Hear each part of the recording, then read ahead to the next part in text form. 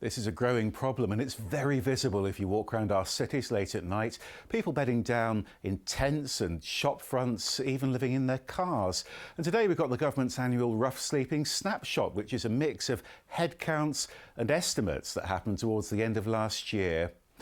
Here's the big picture for the East Midlands. 287 people out on the streets on an average night. That is a huge rise, up 35% in a single year, including around 40 women sleeping rough each night.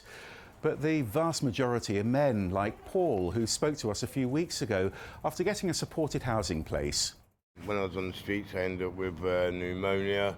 The nurses woke me up and they wouldn't leave me alone till basically I went up to the hospital. If I didn't get the help that I got here, I'd probably be dead or I'd be in prison. Paul was found in Nottingham, one of 46 rough sleepers who were counted there on a single night.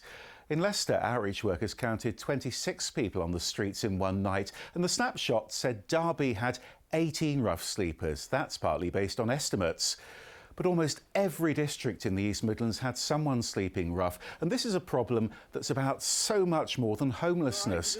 A lot of people need help with addiction or serious mental health problems.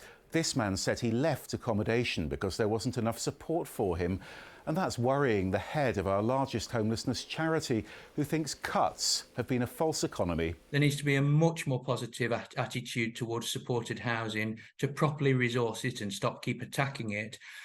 We need to stop doing daft things like when asylum seekers are granted leave to remain, they're then thrown out of Home Office hostels. That just adds to the numbers.